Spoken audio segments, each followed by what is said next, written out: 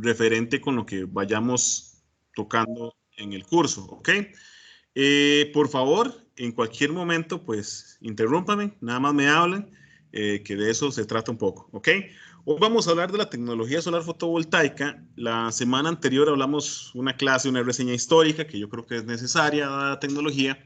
Hoy me voy a enfocar en intentar explicar de la forma más sencilla posible, sin tantas fórmulas, lo que es cómo funciona el sistema, el complejo fotovoltaico, ¿ok?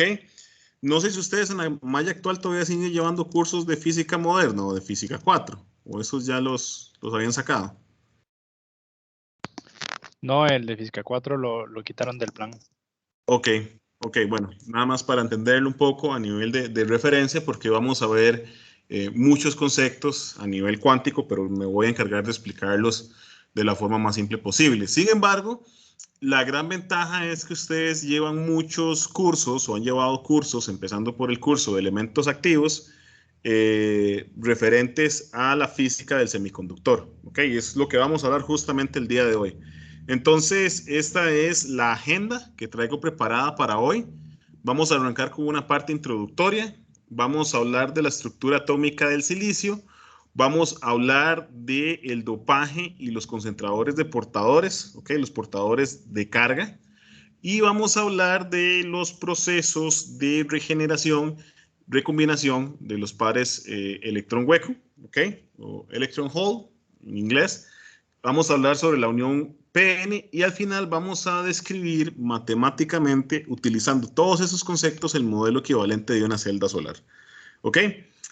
Adelanto y les doy el cuento corto de la película. Una celda solar es básicamente un diodo aplastado, ¿ok? En 180 micras y pues por 156 por 156. Actualmente el estándar anda en 192 por 192 milímetros. Pero la estructura y el comportamiento es igual del diodo de silicio. Así que hoy espero traerles buenos recuerdos de los tiempos mozos a nivel de elementos activos, ¿ok? Arranquemos con la parte introductoria. Básicamente, esto lo que quiero es sentar las bases de lo que nosotros podamos entender los conceptos pues, que voy a explicar. Son pues conceptos relativamente avanzados y para lo cual pues será necesario meter más atención. Hay tres parámetros importantes a nivel de los semiconductores, ¿ok? Y esto, lo que les estoy explicando, no solamente es para la celda solar, sino es importante en cualquier semiconductor. Cualquiera de los que ustedes se imaginen, si trabajan con chips, etcétera, etcétera, pues funciona exactamente igual, ¿ok? Tenemos lo primero, la concentración de átomos dopados. Estos son electrones donadores, básicamente van a estar relacionados con con los electrones y átomos aceptadores que básicamente van a estar aceptados a nivel de los huecos, ¿ok? Entonces, es esa manipulación, es esa tasa de conversión entre los electrones y los huecos que los vamos a discutir más adelante. Luego, tenemos lo que son los coeficientes de movilidad. Esto es qué tan rápido, ¿ok? Voy empezando acá una parte de descripción del dibujo. Si recordamos, pues tenemos un nivel energético de conducción, ¿ok? En la estructura atómica, uno de valencia y un nivel de vacío, ¿ok? XV. Entonces, hay dos aspectos importantes. El primero es qué tan rápido yo puedo o qué tan fácil es para mí, vamos a cambiar el color, tan fácil para mí es desplazarme, ya sea de la banda de conducción a una banda de valencia o eventualmente regresar. Ok, no vamos a enfocarnos en el tema de isótopos y demás que funcionan en esta banda, es la parte de los semiconductores que funcionan. Entonces interesan dos cosas. La primera, la movilidad, ¿ok? Que es la encargada de decirnos qué tan fácil es poderse desplazar. Recordemos que existen muchos efectos, principalmente cuánticos, en estas dos bandas, ¿ok? Esto es lo que nosotros conocemos como la región prohibida, ¿ok? Donde no debería haber presencia de los sistemas, pero los electrones tienen la capacidad de brincar de una banda a otra, y aquí es donde se genera conducción. Esto está erróneo, nada más quiero hacer esa aclaración. ¿ok? Esta banda es la banda de valencia, ¿ok? Que es la última que se tiene de la estructura fija en el átomo, y la banda de conducción. Igual lo vamos a analizar ya con más detalle. Nada más para tenerlo por acá y ya luego la banda se vacía. Entonces tenemos una región prohibida donde básicamente no debería haber nada, ¿ok? Y aquí existen ciertos fenómenos, principalmente lo que se conoce como tunelaje cuántico y otras cosas que nos abren pues a una serie de películas y teorías muy interesantes sobre teletransportación y otros. El segundo es la capacidad de difusión. Es qué tan fácil, ¿ok? Véalo como un par de membranas, qué tan fácil yo puedo permear esta membrana, ¿ok? A unos van a necesitar, algunos átomos van a necesitar menos energía, otros van a necesitar mayor potencial de energía. Vamos a explicarlo con un poco más de tiempo. Luego lo otro es la vida útil del electrón, que tenemos por acá, y el largo de la difusión. Básicamente, si nos regresamos al esquema de electrónico, ¿ok? O de configuración electrónica para cualquier átomo, y en este caso, pues nos vamos a enfocar en el de silicio. Yo tengo, la vida útil es básicamente el tiempo, esto por lo regular va a estar dado en nanosegundos, esto por lo regular está dado en nanosegundos, que un electrón puede sobrevivir trabajando en esta banda de conducción. Si él no logra entrar en esa etapa de conducción, pues básicamente estará regresando, no puede quedarse, entonces esto es lo que puede suceder. Y el otro es el largo de la difusión, qué tanto puede manipularse ese electrón, ¿ok? Y es pues parte de los descubrimientos y para mí los más excitantes de toda la parte de ingeniería electrónica. Luego tenemos la banda de la brecha energética y el índice de refracción. Eso es importante.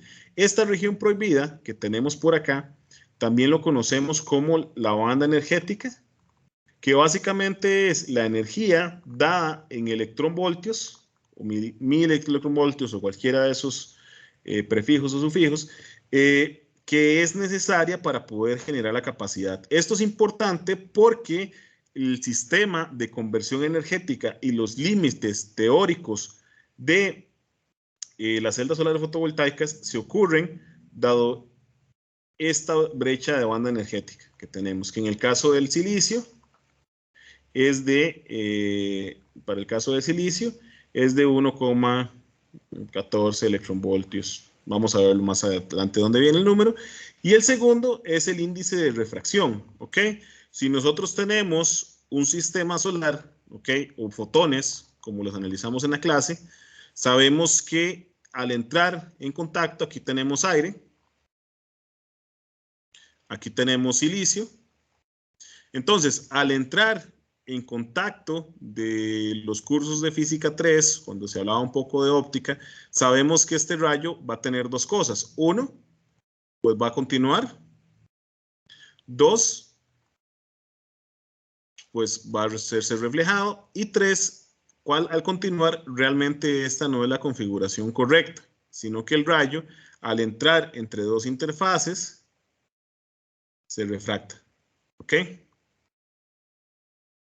¿Qué es lo que sucede? Nosotros sabemos que si el rayo se refracta, vamos a entenderlo más adelante, el mecanismo en una celda solar, pero si el rayo se refracta, este rayo no está a escala.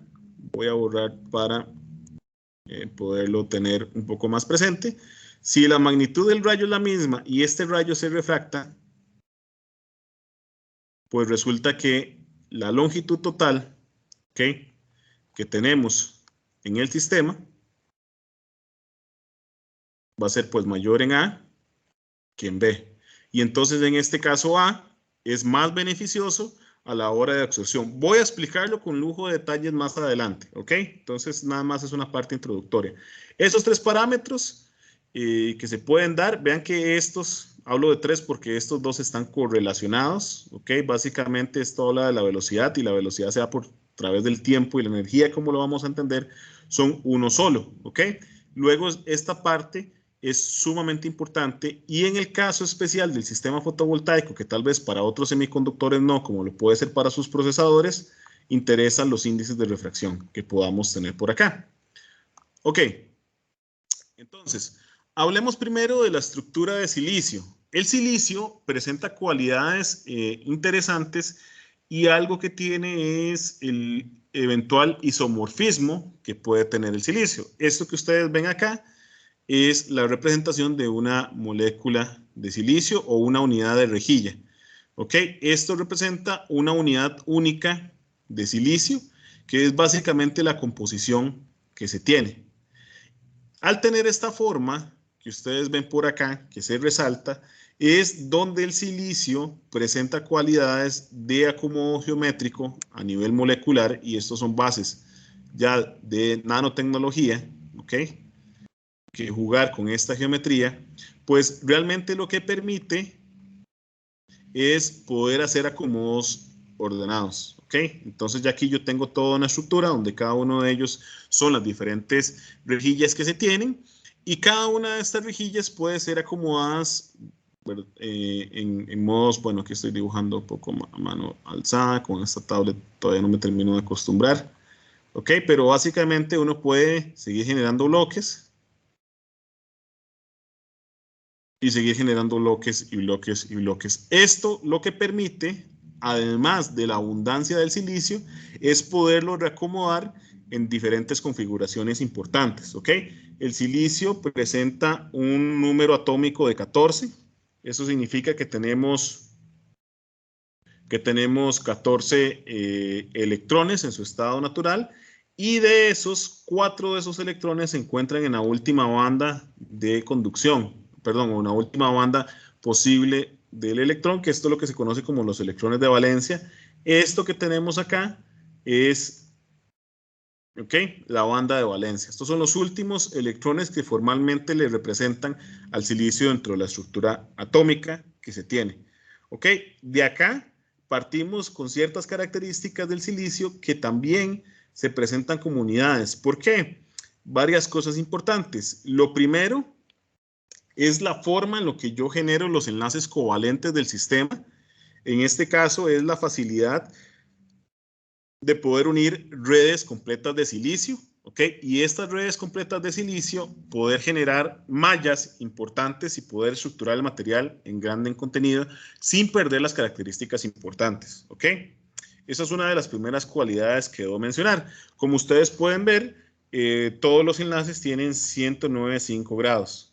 A la hora de trabajar con electrones, la facilidad que presenta este ángulo es que con relativamente poco esfuerzo yo puedo mover selectivamente electrones afuera. ¿Ok? Y a su vez, a nivel molecular, sin entrar mucho en detalles, yo también podría incorporar más electrones a esta banda de valencia, justamente por el ángulo en que se dan los estados covalentes. ¿Ok? Estos enlaces covalentes permiten una unificación, y lo cual permiten una polaridad o un complete dentro del enlace covalente que es bastante robusto y no, es poco apreciable en las propiedades, porque muchos materiales, al generar estos enlaces covalentes, pierden sus cualidades como material. De ahí que el silicio pues se vuelve bastante interesante. Anudado a esto, pues es uno de los materiales más abundantes sobre la Tierra. ¿Ok? Entonces, el silicio, al igual que casi la mayoría de los materiales, va a vibrar a temperaturas arriba de 0 Kelvin, que es el cero absoluto, ¿ok?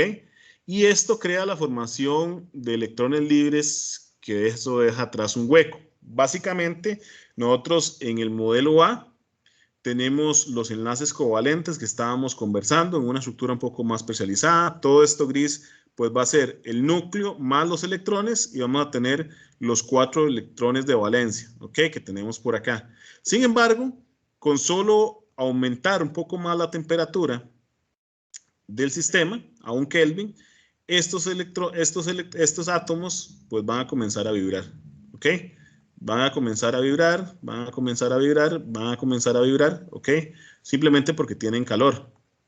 Y recordemos que del principio de la termodinámica, pues la energía no se crea ni se destruye. Si estamos aplicando calor, pues solamente se va a transformar.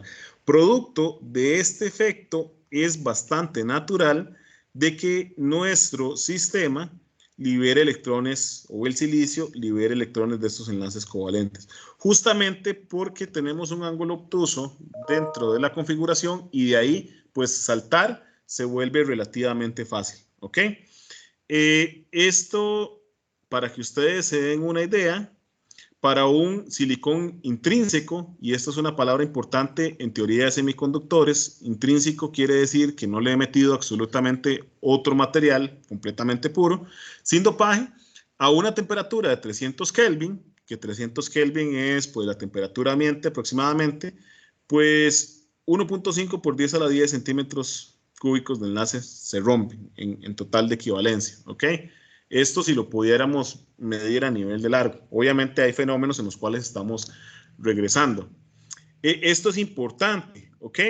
Dado que es un material intrínseco, naturalmente la cantidad de donadores va a ser igual a la cantidad de portadores. Entonces los donadores pues van a ser la cantidad de electrones que tiene el material igual a los portadores. No hay absolutamente nada. Entonces, si se libera un electrón de acá, pues yo tengo un hueco acá. Simple, ¿ok? ¿Alguna pregunta hasta acá?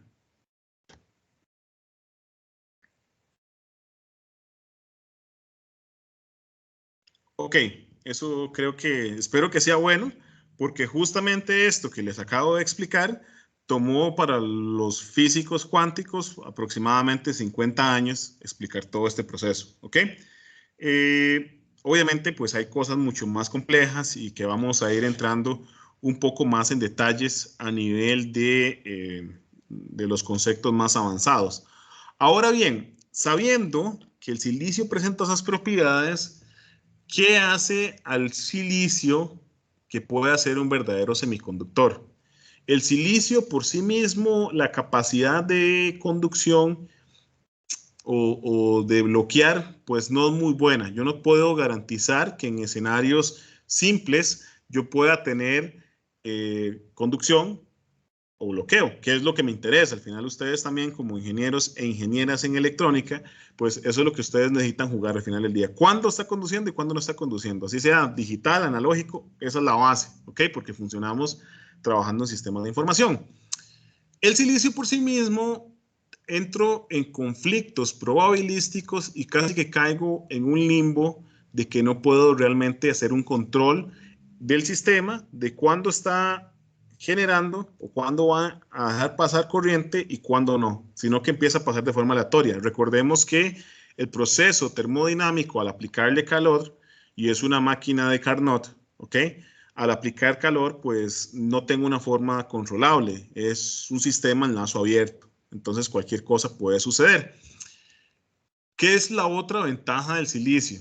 El isomorfismo que presenta se hace muy sencillo poder extraer estos electrones y poder añadir moléculas o átomos de otros sistemas adicionales para intencionalmente crear huecos y electrones. Y cuando hago eso, ahora sí, yo puedo determinar cuál es la capacidad que yo realmente tengo de semiconducción. Y esto es, pues, de nuevo, creo que el principio básico de la electrónica y sobre esto casi que funcionamos. O sea, sobre esto funciona lo que ustedes trabajen, potencia, sistemas digitales, sistemas analógicos, etcétera. ¿Ok? Entonces, regresemos un poco más allá. La concentración de electrones va a ser manipulada mediante el dopaje. ¿Ok? Básicamente, pues como sabemos, la palabra dopaje es incorporación de sustancias que no corresponden, en este caso, a la red de sistemas. Entonces, para el caso específico y formal del silicio, vamos a hablar de dopaje a la sustitución de átomos de silicio en la red cristalina, dadas las condiciones que presenta el cristal. Okay, principalmente lo que les hablé, el isomorfismo es uno de ellos y el segundo es los ángulos que tengo de posición. Entonces se vuelve muy fácil apalancar electrones, ¿okay? Como si tuviera una cuchara y los puedo sacar.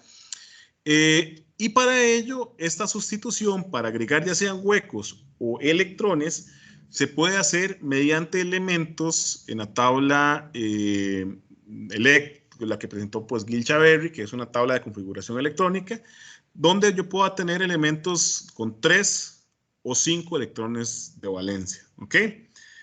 Esto pues nos abre la posibilidad a dos materiales completamente nuevos. El primero de ellos es el boro, número atómico 5, y el segundo es el fósforo, ¿ok? Que tiene un número atómico 15. Este de acá, el boro, es el que presenta 3 electrones de valencia y el fósforo presenta 5 electrones de valencia. ¿Qué otras cualidades? Yo puedo agregar otros materiales. Sin embargo, hay un tema característico y es la manipulación química que yo tengo en estos dos materiales. Entonces, con esta manipulación química es relativamente posible, y es de nuevo como si tuvieran una cuchara, poder agregarlos. Ahora bien, de esta manipulación química existen dos formas de dopaje principal, lo que se llama evaporación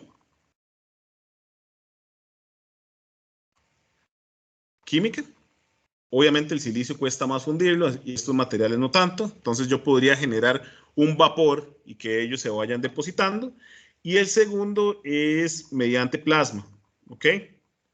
Esto se llama chemical evaporation y esto se llama plasma enhanced chemical evaporation, ¿ok?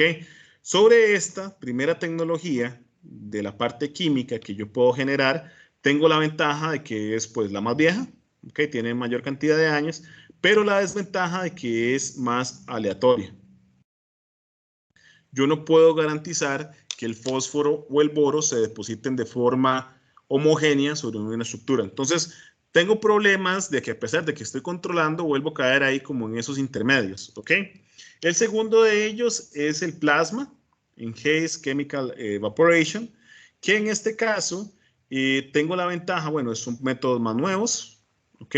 Básicamente son métodos que se pueden hacer, es relativamente fácil, no se necesitan equipos de plasma súper avanzados como si lo es para producir energía, con los equipos que ya tiene aquí el laboratorio de plasma uno podría hacerlo. Y también, pues, presenta más uniformidad. Entonces, si ustedes van y le preguntan a cualquier persona que se encargue o a cualquier empresa que se encargue a nivel de dopajes, pues lo que más utilizan es el plasma enhanced chemical evaporation. De acá pasa lo siguiente, regresando a la estructura atómica que tenemos. La primera es qué sucede si yo ingreso un fósforo que tiene 5 electrones de valencia. Recordemos que el silicio pues va a presentar 4 electrones de valencia. Ok, por aquí tengo los electrones.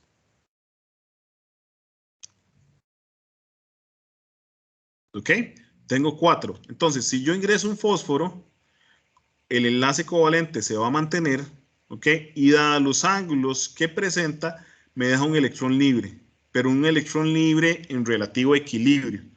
Esto garantiza de que el fósforo pueda añadirse a la red de silicio y con esta red de silicio, pues este electrón que está libre ya me queda rondando, es un electrón de ganancia, ¿ok? ¿Qué pasa con el boro? El boro, también por su capacidad y principalmente la parte de los electrones, genera 3 átomos en valencia, genera 3 enlaces covalentes y son suficientes para retener a esta molécula o a este átomo de boro. Y me deja un hueco, ¿ok? Y básicamente, voilà. ¿Por qué? Porque la conducción en un sistema conductor se da con presencia, en cualquier material, se daba con el movimiento de electrones. Entonces, tengo electrones libres y tengo electrones, o tengo huecos más bien, donde pueden caer esos electrones. Ahora, ¿qué sucede? Sucede que la interconexión entre este electrón y este hueco, ¿ok?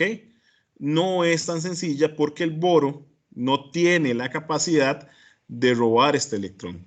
Hay otros fenómenos que ya los voy a explicar donde sí sucede, pero digamos que el electrón llega y entonces pues le hace ojitos al hueco y en este caso él no puede quedarse en esta zona, sino que eventualmente va a regresar a la parte del fósforo, que es a donde pertenece.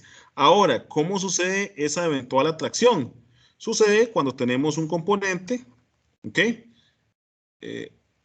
Esto es perdón. Esto es cuando tenemos pues el componente de un fotón. ¿Ok?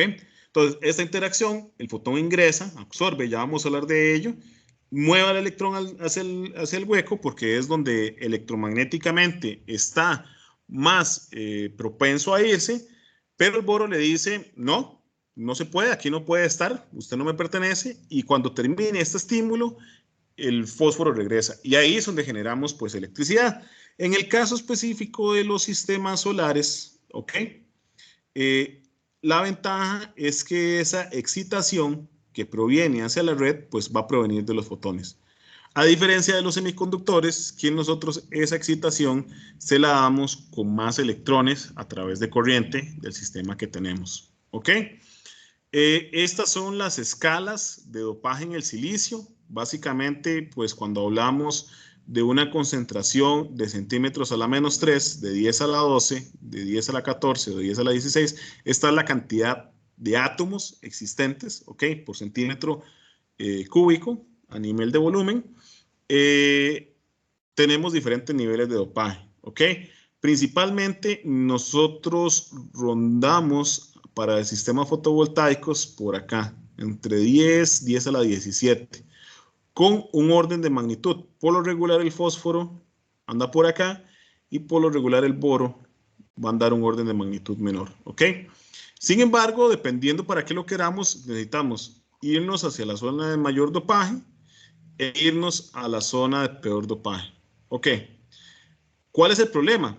Ya lo vamos a ver. Y básicamente son colisiones de electrones. Ok, entonces con esto, en función del dopaje, ahora sí, yo tengo la perilla mágica de poder decir, usted va a conducir o usted va a bloquear bajo ciertas condiciones. Ok, con ello, entonces, esta conductividad yo la puedo seleccionar y garantizar en función de la cantidad de electrones y la cantidad de huecos, así como la movilidad, que ya lo voy a explicar cómo va la parte de movilidad.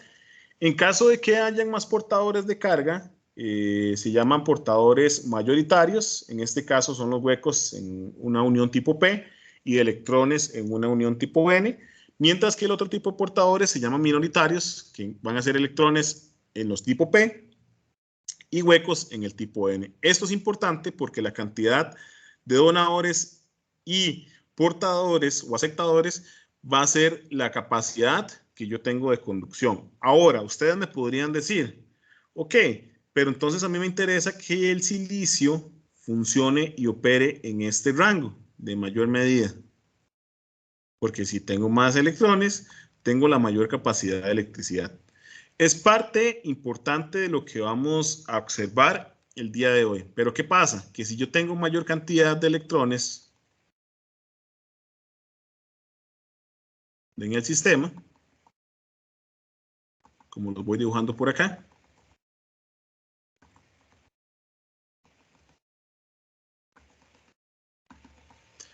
y el electrón quiere salir hacia la banda de conducción, ¿qué creen que puede pasar con este electrón que está por acá? ¿Okay?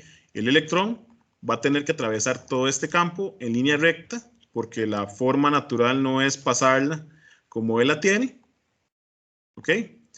Y al no poder cruzar, va a chocar y entonces es un electrón perdido. Es como si no lo hubiéramos ingresado a la malla. De ahí que ya vienen diferentes portadores a nivel del sistema que se pueda mantener. ¿Ok? Esto es el dopaje y concentradores de portadores que tenemos. Una de las condiciones de los semiconductores son la capacidad de regresar al equilibrio. Es decir, los electrones, yo puedo tener múltiples electrones en la banda jugando, ¿ok? Electrones por acá y luego los electrones por acá y electrones jugando en este proceso, ¿ok? Que es un proceso completamente estocástico. No es predecible con la estadística convencional y tenemos que recurrir a básicamente la termodinámica. ¿Qué sucede? Que esto va a pasar cuando tengo un estímulo, ¿ok? Y este estímulo va a ser a través de un fotón. Si yo no conozco ese estímulo, si yo remuevo el estímulo que tengo, el semiconductor necesita que regrese a nivel de conducción o al nivel de equilibrio deseado. Eso es importante, porque si está a nivel de conducción, o más bien en equilibrio deseado, pues ahí estamos en un proceso no conductor. Entonces, esa es una capacidad importante que debe tener el sistema.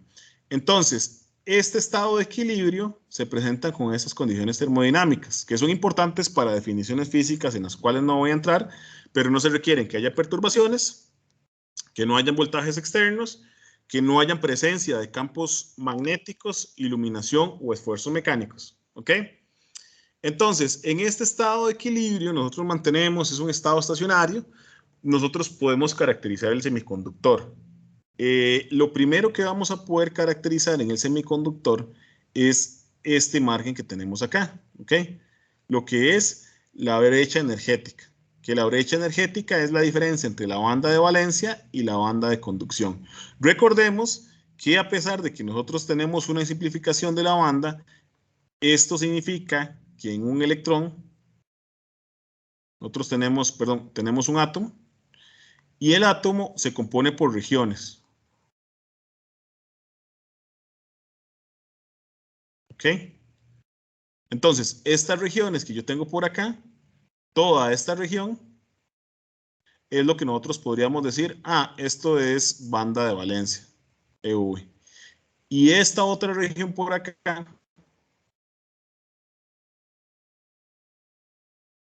es lo que yo puedo decir, esta es mi banda de conducción. Sin embargo, para entender y simplificarlo desde un punto de vista físico, acudimos a esta simplificación de la banda, ¿ok? Que es pues parte de lo que tal vez ustedes en algún momento, tiempos mozos de electrónica, pues tal vez lograron ver. Esto es lo que se conoce como la distribución de Fermi-Dirac. Es uno de los descubrimientos más asombrosos desde el punto de vista matemático. Es un ejercicio completamente matemático, pero la exactitud de la distribución está comprobada miles de veces y esta es la capacidad pues, en la que ustedes tienen un dispositivo en la cual se están conectando el día de hoy. Ok, entonces básicamente tenemos un sistema que no está vibrando. ¿Ok? Tenemos un sistema en el que no está vibrando en 0 Kelvin. Todos los electrones se mantienen dentro de la banda de valencia, ¿ok? En la parte baja, no pasa nada. Pero resulta que yo comienzo a elevar la temperatura y los electrones, recordemos que son energéticamente densos, son traviesos, entonces se comienzan a mover. Al iniciar esta parte de la temperatura, tenemos pues una conversión de energía que podemos ir levantando a nivel del nivel de Fermi, ¿ok? Este nivel de Fermi lo que me indica es la probabilidad dentro del sistema a nivel de la función donde se puede generar la parte del sistema, ¿ok? Si empiezo a aumentar la temperatura, más electrones se van a comenzar a fugar y los electrones que ya no pueden regresar porque hay una banda prohibida, pues se van a quedar en la banda de conducción y naturalmente los podemos colectar a través de un cable, ¿ok? Y esto pues ya me genera una fuente de conducción. Esto es básicamente el nivel de Fermi. Lo que me indica a mí es, en una naturaleza simple, en un semiconductor, que es la mitad de la distancia entre la banda de conducción y la banda de valencia. Conocer este nivel de Fermi es básicamente la forma en la que yo dopo el material, ¿ok? Para poder decir, voy jugando acá a nivel químico y físico con el sistema, voy aumentando, voy disminuyendo, y si yo logro movilizar ese nivel de Fermi, ¿okay? Que es el paso límite, y lo que básicamente me indica Fermi es lo siguiente. Si un electrón logra cruzar de aquí hacia la parte de arriba, ¿okay? O hasta el nivel de Fermi, si él cruza el nivel de Fermi, ya el sistema o el electrón se va a ir a banda de conducción. Si no queda por debajo del nivel de Fermi, pues él va a regresar. Básicamente eso es lo que me indica el nivel de Fermi. Entonces, cuando generamos dopaje en los semiconductores, nosotros tenemos lo siguiente. Nosotros generamos un nivel de Fermi, que es el material en un material intrínseco. Luego lo generamos para un sistema tipo N, que es un sistema negativo, que va a tener dopaje de donadores, es decir, exceso de electrones. Al tener exceso de electrones, nosotros tenemos una movilidad de la banda de Fermi, porque por afinidad los electrones van a preferir conducir o estar en banda de conducción que en banda de valencia. ¿Ok? Aquí se genera un enlace intermedio, o es como un pseudo Fermi, que es realmente la conducción o una zona segura. Es decir, como que la banda de conducción se achata, en este caso, y sucede también que en el caso de los conductores tipo P, ¿ok? O los semiconductores tipo P, donde yo tengo mayor cantidad de huecos, estos aceptadores, pues la banda de Fermi cae y sucede lo diametralmente opuesto, ¿ok? Estos es el nivel de energía o la distancia requerida que se tiene. Vean que es un logaritmo, entonces eso nos da una clara intuición de que es un sistema probabilístico, y que sea un logaritmo, nos da como base una distribución, donde esa distribución va a ser del número de elementos que yo cuento en mi banda de conducción, más la cantidad de donadores, estos del material intrínseco, más la cantidad de donadores que yo tengo, y esta cantidad de donadores que yo tengo en el sistema pasa caso contrario para el material tipo N. ¿Ok? Entonces es esa base de relación sobre cómo juego con el nivel de Fermi. ¿Ok? ¿Cómo se mueven esos electrones? Esos electrones tienen dos tipos de movimiento. El primero de ellos es movimiento a la deriva, y el segundo de ellos es movimiento de difusión. Básicamente voy a explicar los dos métodos de movimiento que podamos tener. Entonces, el primero de ellos, que es el método de deriva, corresponde a una respuesta hacia un campo electromagnético que podamos tener. ¿Ok? Entonces, la deriva se va a referir al movimiento en respuesta a un campo electromagnético. ¿Ok? Si nosotros aplicamos un voltaje de tensión entre los terminales del semiconductor, vamos a generar un campo electromagnético, un campo eléctrico, y este campo eléctrico, por afinidad, pues va a desplazar los electrones. Por lo regular, los electrones van a ir en sentido contrario del campo electromagnético, y los huecos van a ir en la misma dirección del campo electromagnético. ¿Ok? Esto a nivel físico se le conoce como las velocidades de deriva, donde tenemos que la velocidad de deriva se refiere al factor μ, que es el factor de movilidad, que es tan fácil, se pueden mover las partículas en un semiconductor. ¿Ok? Vean que a nivel de los electrones, básicamente, ¿ok?, es 3 veces la capacidad que tiene un hueco de desplazarse en el semiconductor. Y este movimiento genera partículas que se conocen como partículas de corriente de deriva, que se conoce como una densidad de corriente, ¿ok? J de deriva, que es igual a la energía del electrón producto de la cantidad de aceptadores o huecos que yo tengo en el sistema por la movilidad de estos huecos, más la cantidad de donadores por la movilidad de dichos donadores por el campo electromagnético. ¿Ok? ¿Alguna pregunta hasta acá?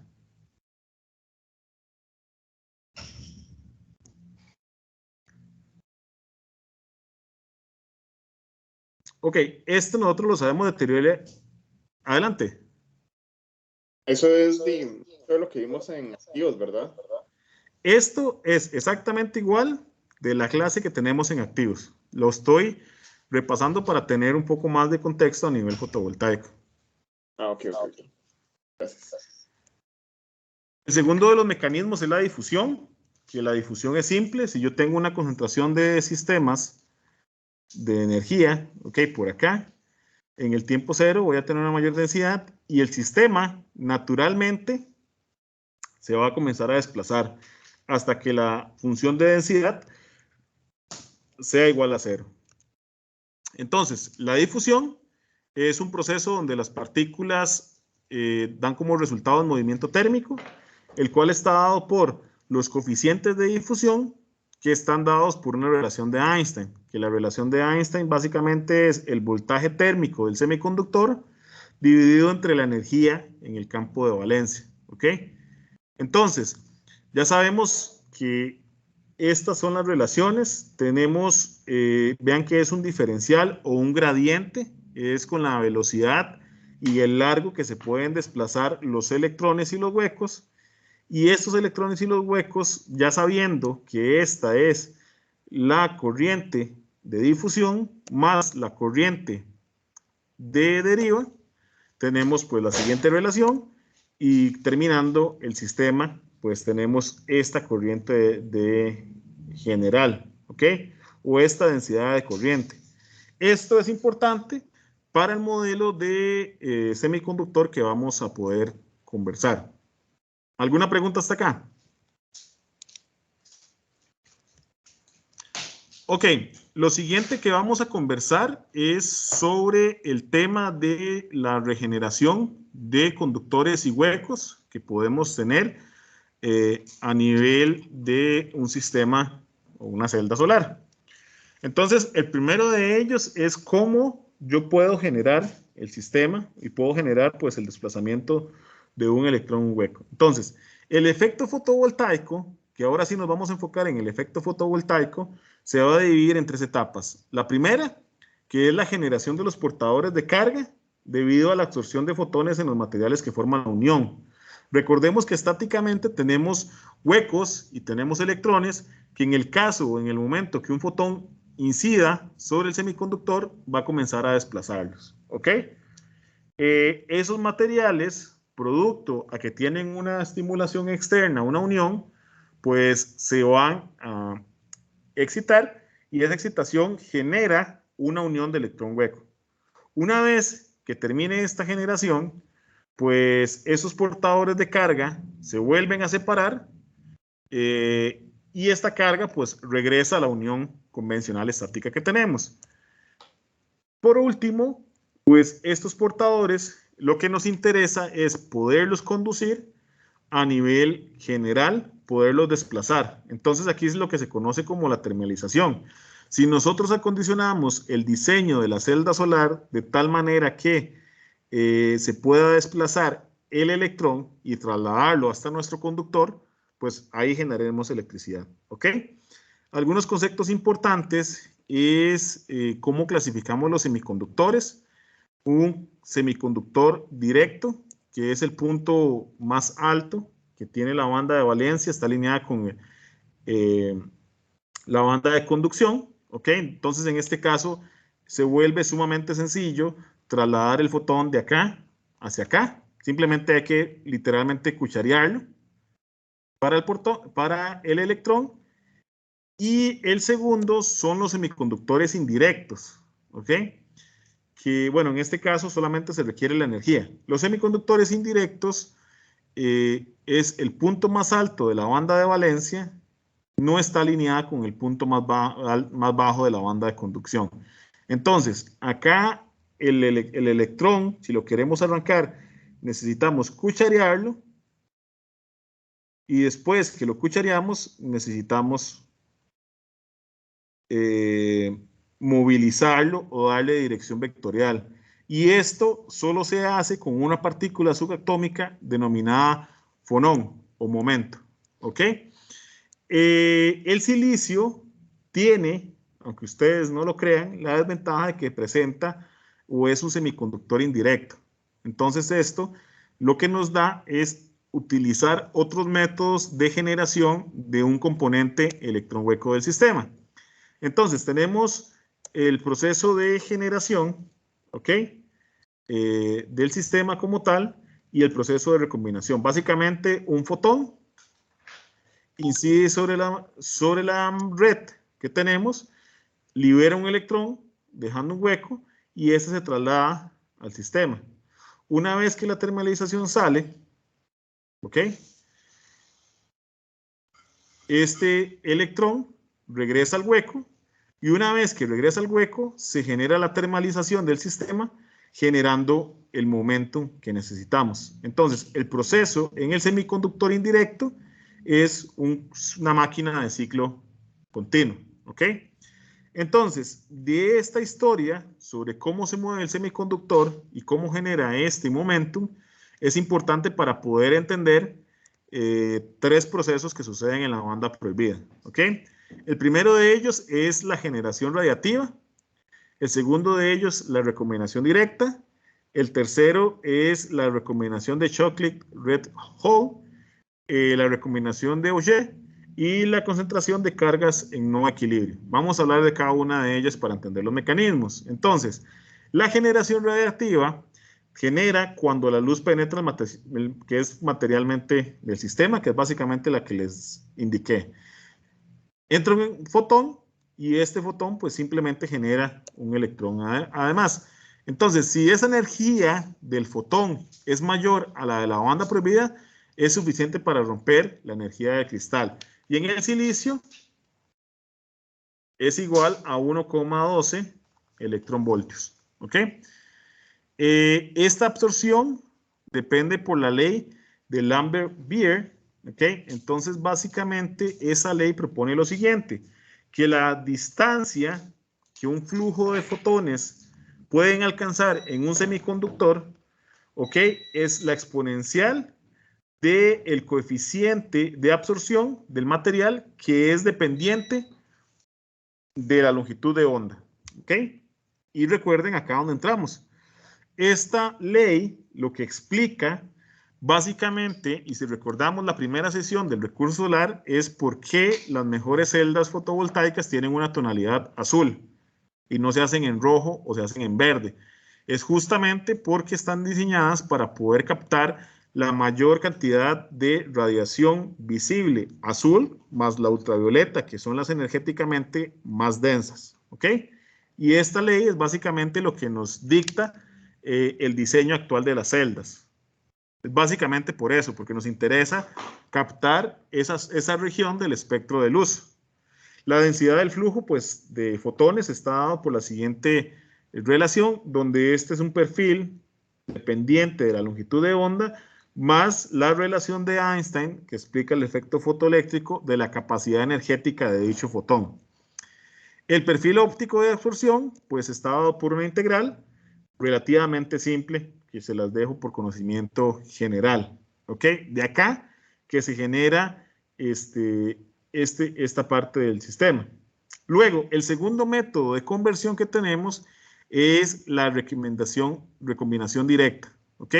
Eso es importante. Principalmente ocurre en semiconductores directos y esto es vital porque el cristal va a vibrar en temperaturas mayores a 0 Kelvin y estos electrones se estarán movilizando. ¿Ok? Solamente ocurre en semiconductores directos porque una vez que yo extraigo ese electrón, producto de un fotón que ingresó, pues ya no me es fácil poderlo direccionar. ¿Ok? Entonces, esta recombinación directa es un problema que no tengo en los semiconductores. Por eso el silicio sigue siendo el semiconductor por excelencia, porque dado que no se puede generar esta recombinación, ¿ok? Este electrón queda libre. Y ahora tenemos los principios básicos de circuitos. El electrón o la corriente se va a ir por el camino de menor resistencia. ¿Ok? Entonces, esto es una ventaja, aunque no parezca, dentro de los semiconductores indirectos, que el silicio es un semiconductor indirecto. El electrón pues, va a estar libre y dadas las condiciones, eventualmente se volverá a recombinar. Y es por ello que se conoce como el tiempo que puede estabilizar el electrón. Que ese tiempo que estabiliza el electrón está dado por el coeficiente de vida útil del sistema, que está dado por el coeficiente de recombinación por el gradiente o la diferencia del movimiento del electrón. ¿Ok?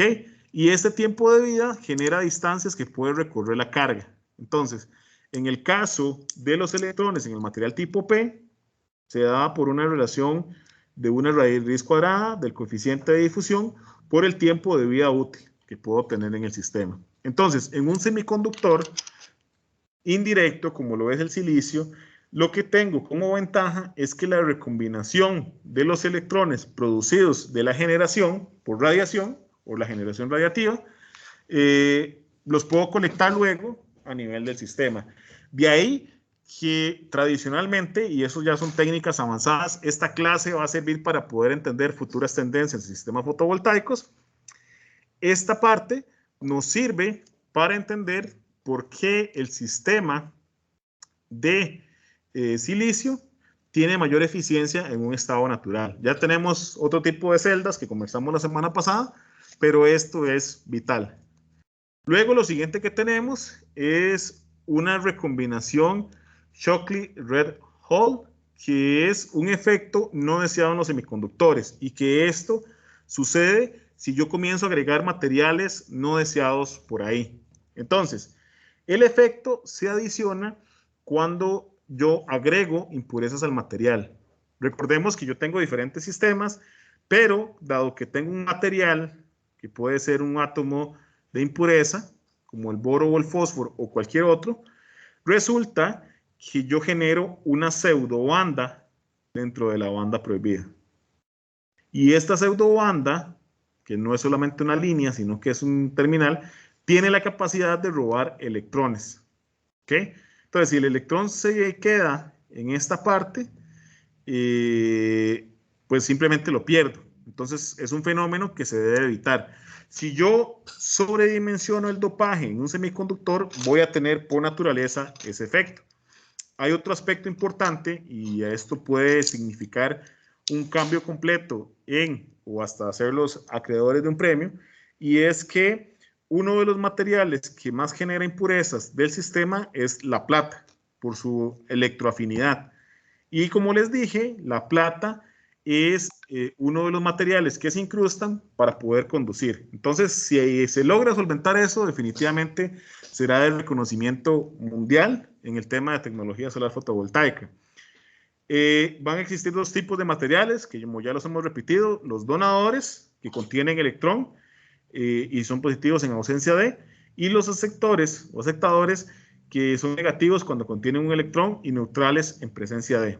¿Okay? Entonces, esta recombinación de Shockley-Red Hall tiene una expresión probabilística cuyo desarrollo pues es un poco sí, complejo, se los dejo por cultura general. Lo importante que nos vamos a encontrar acá durante la siguiente parte del semestre es esta expresión, ¿ok? Y esto es lo que se conoce como voltaje térmico. ¿Qué fue lo primero que les dije del semiconductor? Si el semiconductor está mayor a 0 Kelvin, vibra.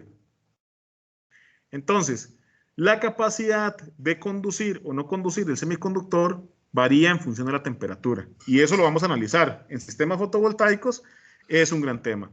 Siguiente es la combinación de Auger, que básicamente es un proceso de colisión que se tiene y que va a involucrar tres partículas. Esta recombinación es significativa o muy importante a nivel de los semiconductores indirectos, en este caso del silicio. Entonces, va a involucrar tres partículas, el electrón por acá, el hueco y el fonón, o el momento que genero, ¿ok? Entonces, ese es el rebote que generamos una tercera partícula.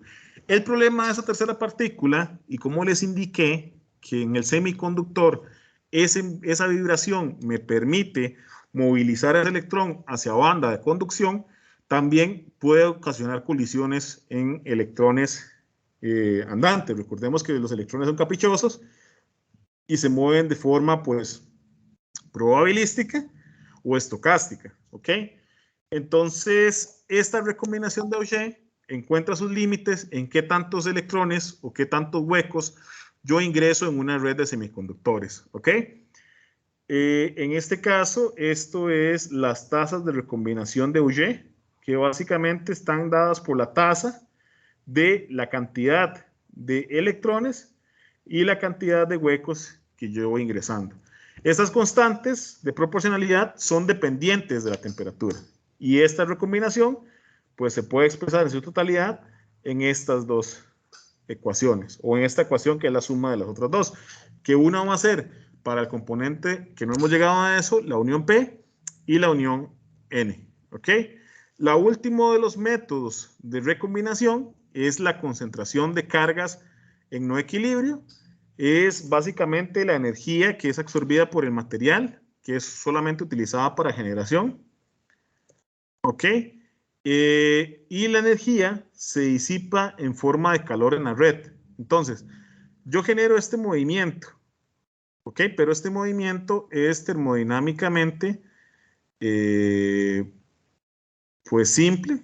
Y como ustedes pueden esperar, en las otras bandas de conducción voy a generar componentes importantes, ¿ok? Entonces, al hacer este movimiento y al generar termalización, porque recordemos que se genera un momentum, las capas de conducción y la capa de valencia básicamente van a generar o se van a contraer. ¿Ok? Es como si nos imagináramos una ola producto de esta energía que se libera a la hora de pasar. Entonces, se utilizan dos distribuciones de Fermi, que es lo que me permite encontrar esa distribución, y esta termalización se conocen dos densidades de corriente. ¿Ok? Eso es importante. Entonces vean que no solamente los electrones, de movimiento de los electrones por difusión o por deriva generan corriente, sino que también las mismas bandas tienen esa capacidad. Y de nuevo, lo que les repito por acá, la expresión favorita de los sistemas fotovoltaicos, que va a ser el voltaje térmico. ¿Ok? Y se generan estas dos cantidades de corriente.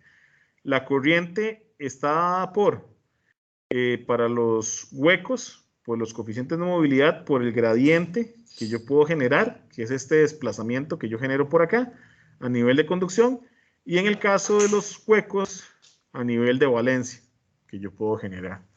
¿Alguna pregunta hasta acá?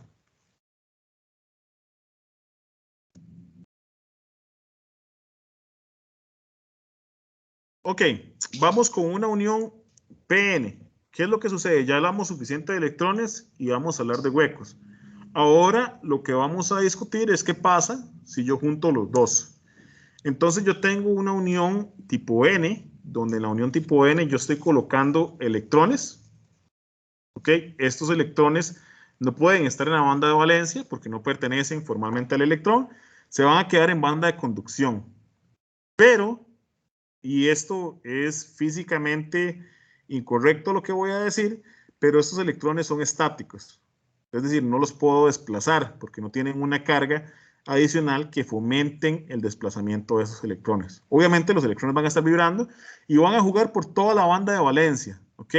No entra, a no ser que haya un efecto energético, en fenómenos de ionización, que tenemos una banda mucho más arriba, ¿ok? Que es la banda de vacío, pero eso no pasa. Sin embargo, ellos van a estar jugando por ahí, pero vamos a decir de momento y simplificarlo diciendo de que los electrones se mantienen quietos.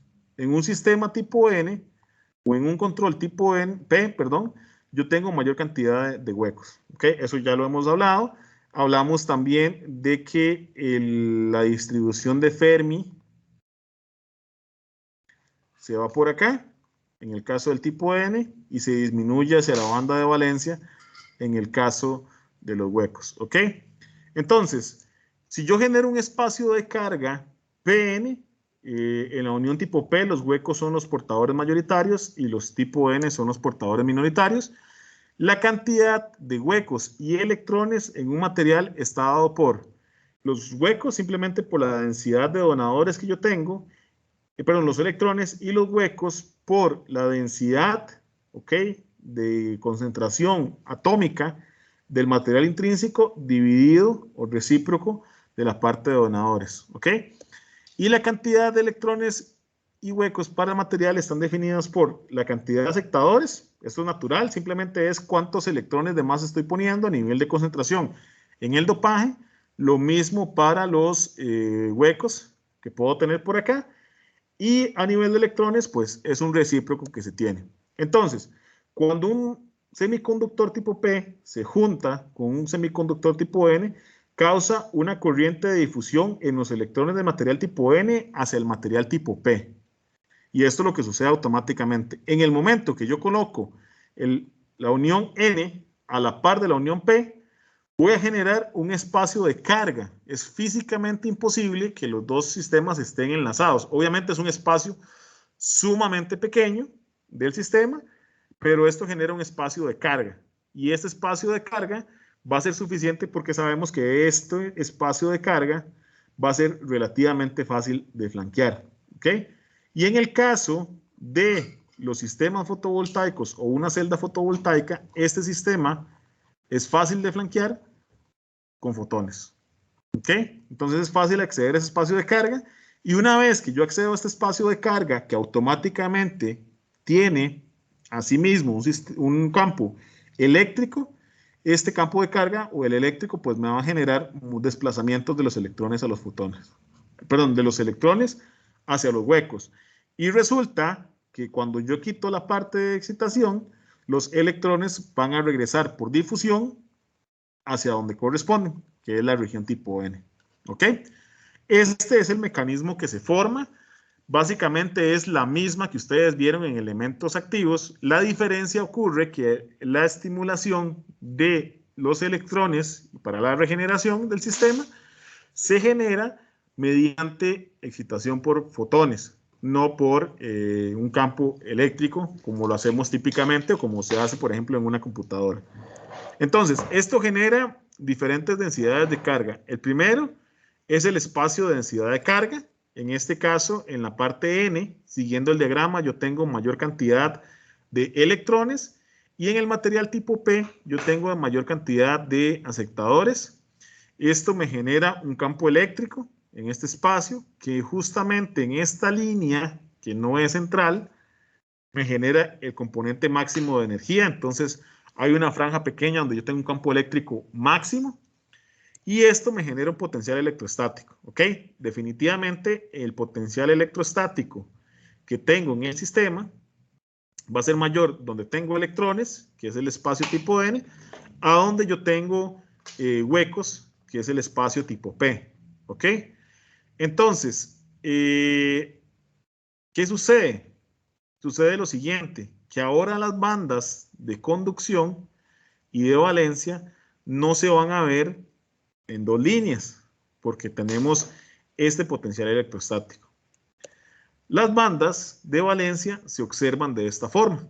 En función de cómo esté estimulado el sistema, por ejemplo, en este caso, al aplicar un voltaje, yo deformo la banda de conducción porque el campo electromagnético me empuja en esta dirección y los electrones se van a ir en esta dirección. Entonces, este potencial electrostático me representa mayor cantidad de electrones y simplemente si yo aplico un voltaje inverso en el sistema, deformo pues la banda conductual.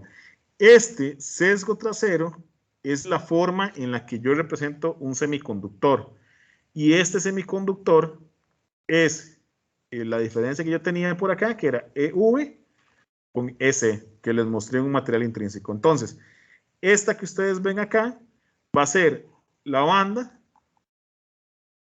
para una celda fotovoltaica. ¿Ok?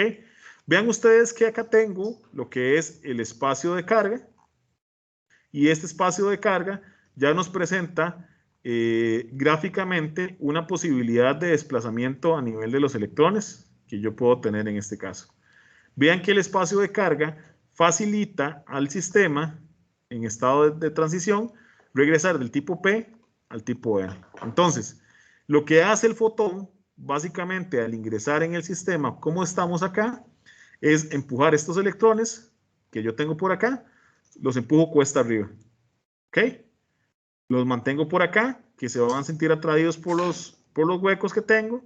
Una vez finalizado el estímulo, el sistema va a regresar, los electrones van a regresar a la unión tipo N, dado esta rampita que le estamos haciendo, y el sistema permite generar pues corriente eléctrica por ese movimiento. Recuerden que también un resumen importante es que estas bandas vibran y estas bandas al vibrar pues generan un momentum o una termalización que eso me permite seguir agilizando el sistema como tal. Ahora, para los curiosos a nivel de física, este espacio de carga es lo que a ustedes les puede explicar a nivel de ciencia ficción, aunque ya no es tan ficción, todo lo que son eventuales viajes, ¿ok? En el tiempo, viajes de electrones que pueden tener, dado los efectos que existen en este espacio de carga. Entonces, si este espacio de carga fuera lo suficientemente grande, nosotros podríamos enviar materia por acá y que salga en un otro lugar, o sea, generar teletransportación. De hecho, que estos efectos que suceden en este espacio de carga son conocidos a nivel de semiconductores como tunelaje. ¿Ok? Entonces, ahí les dejo esto para los que quieran ir un poco más allá y que estén pues interesados en estos temas un poco más allá. Esta es la unión PN para un circuito abierto. Simplemente pues se relaja un poco más. Y cuando yo aplico un cortocircuito en el sistema, ¿ok?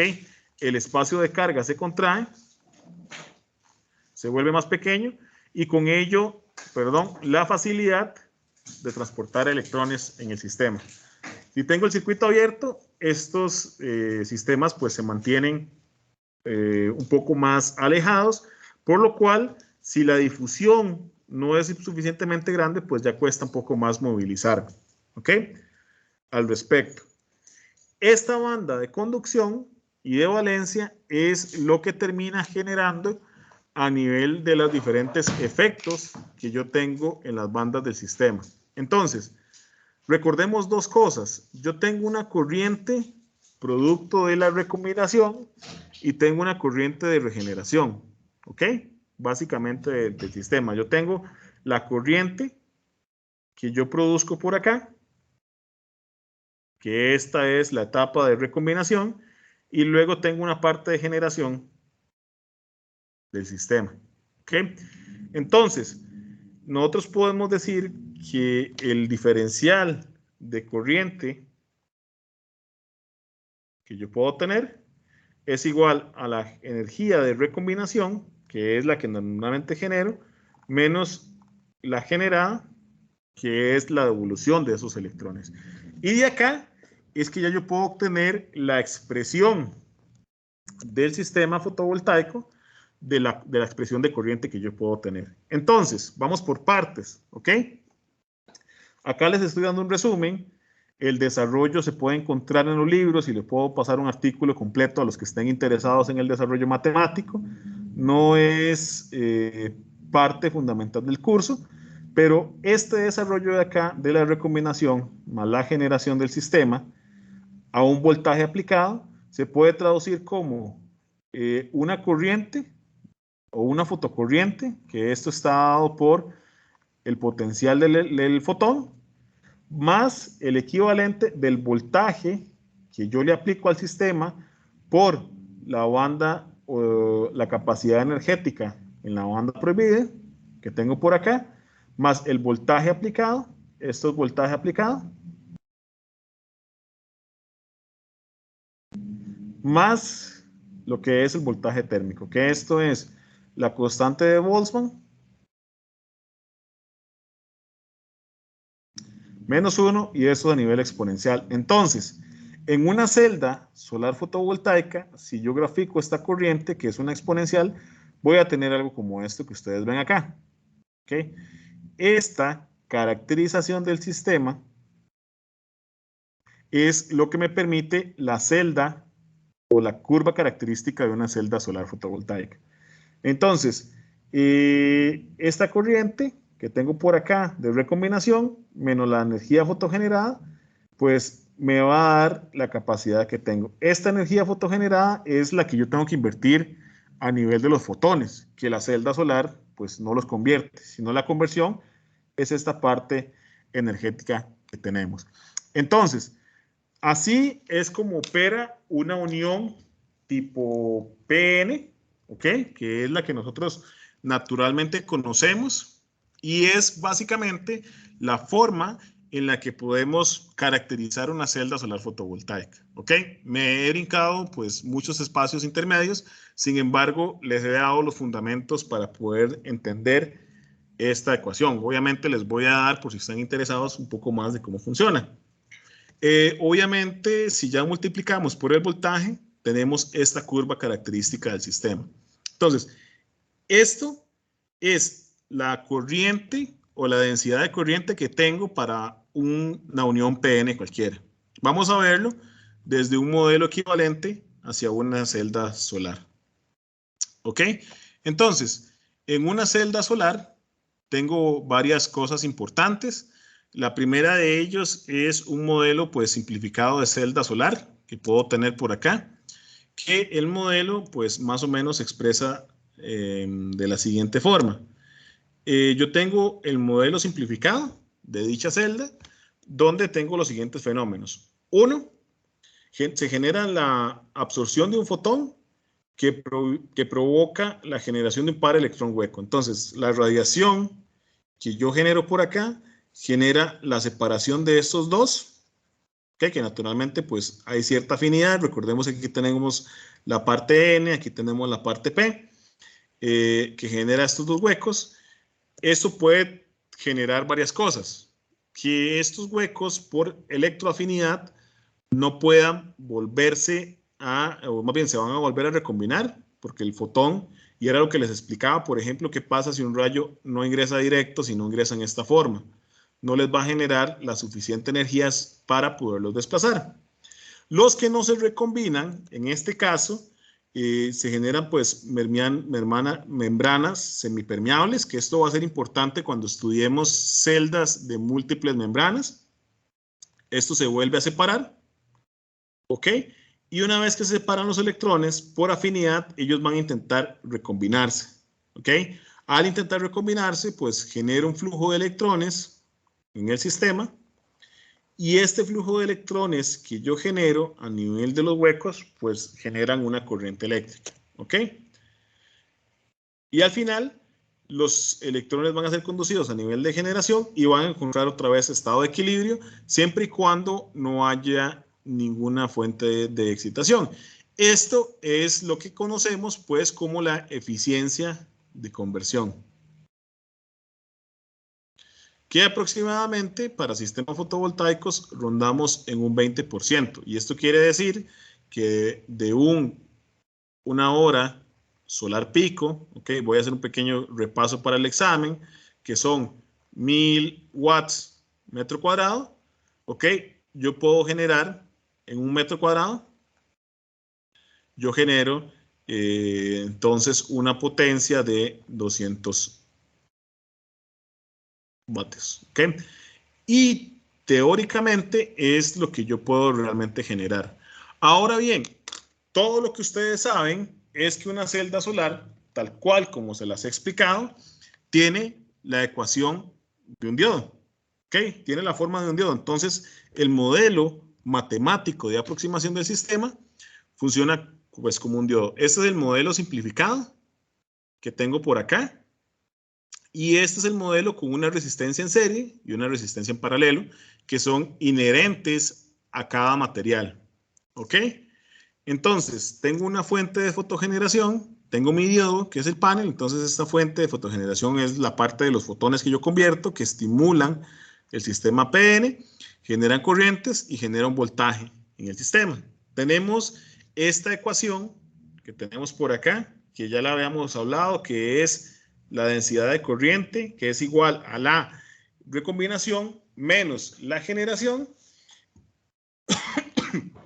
perdón, y que por lo regular la corriente de cortocircuito teórica que se puede alcanzar es de 46 miliamperios por centímetro cuadrado, y ese es el voltaje de circuito abierto que yo puedo tener. Otra vez, el voltaje del sistema. Este voltaje de circuito abierto es lo que yo alcanzo acá. Y nótese en esto. Esto es la banda prohibida, que lo vamos a analizar ya en la siguiente clase. Hoy solamente di los principios físicos, que es de 1.12 electronvoltios. De este voltaje en circuito abierto ronda que para las celdas solares fotovoltaicas sean de 0.6 voltios, ¿ok? Con un logaritmo entre la fotogeneración y la corriente inherente del diodo que se puede tener. También hay un fenómeno que se llama el factor de llenado. Sabemos que si tenemos circuito abierto y cortocircuito, no podemos tener voltajes y corrientes máximas, que justamente esto es lo que expresa la calidad de la curva de corriente y de voltaje. Entonces tengo aquí voltaje, por aquí tengo corriente y aproximadamente la curva del sistema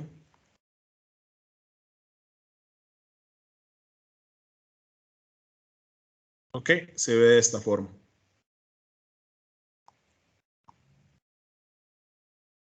Entonces, acá, en este punto, cuando la corriente es cero, el voltaje cero es la corriente de cortocircuito, aquí es el voltaje de circuito abierto, y obviamente, idealmente, el punto máximo de potencia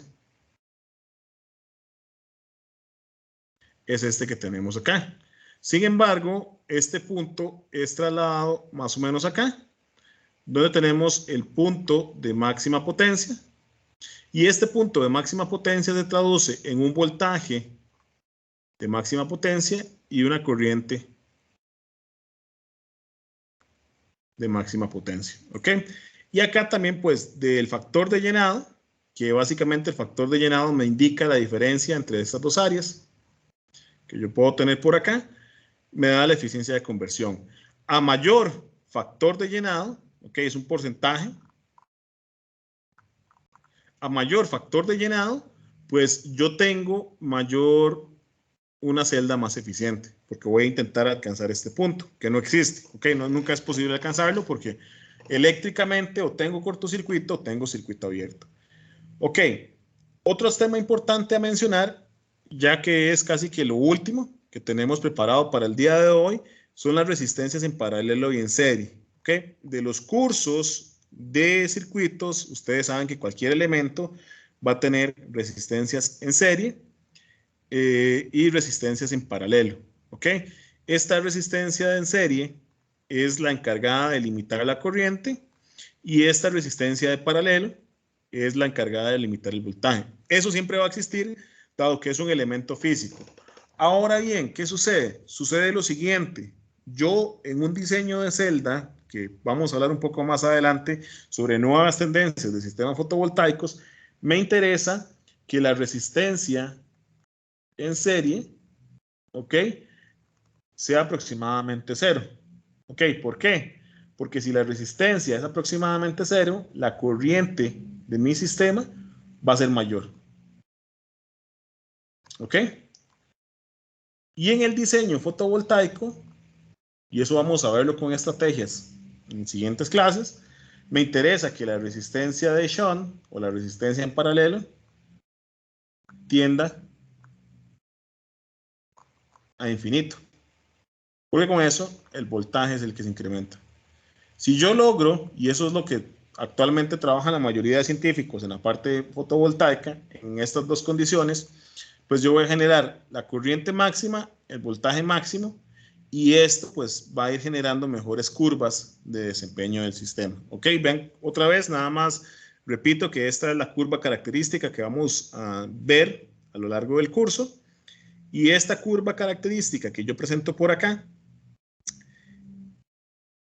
es una representación de esta parte exponencial a nivel de la corriente que yo puedo tener. ¿Ok? No estoy entrando en la parte de desarrollo matemático formal, pero llegamos a esta solución. Y ya por último, entonces tenemos el efecto de una resistencia en serie del sistema. Si yo genero una resistencia en serie de cero, pues tengo la resistencia máxima, pero si la incremento y vean que no es mucho lo que necesito incrementarla, pues voy a ir disminuyendo en la corriente que yo puedo generar. ¿Ok? Caso contrario con la resistencia en paralelo. Entre más grande sea la resistencia en paralelo, mejor resultado obtengo a nivel del sistema que yo pueda ir generando. Obviamente no se requiere que la resistencia sea muy alta por temas físicos, pero esto es parte importante de lo que va a pasar. Entonces, quiero que se lleven el modelo en la cabeza, que es lo más importante del día de hoy, porque a partir del modelo nosotros vamos a ir generando los siguientes análisis, que es lo que nos va a permitir a llevar al diseño de los sistemas, ¿ok? Eso es todo de mi presentación. No sé si tienen alguna pregunta.